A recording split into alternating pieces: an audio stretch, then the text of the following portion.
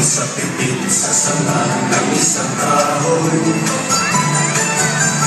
ang nahagip ng bato, ang pampak ng munting ibon. Dahil sa sakit, di na makaya pang lumipad, at ang nangyari ay nahulog, ngunit parang taong bumikas.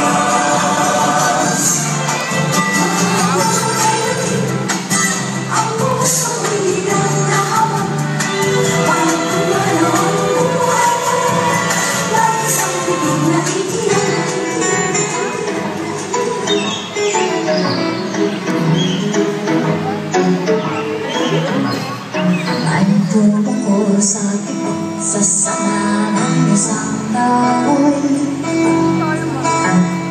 at nahagip ng bato ang papak ng munting ibon.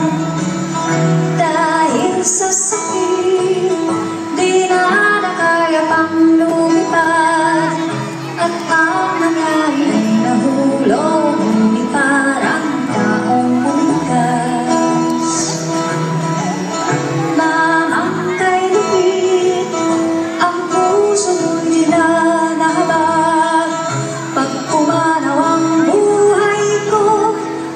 Isang pipit na iiyak, may isang pipit na iiyak, may isang pipit na iiyak, may isang pipit na iiyak, may isang pipit na iiyak, may isang pipit na iiyak, may isang pipit na iiyak, may isang pipit na iiyak.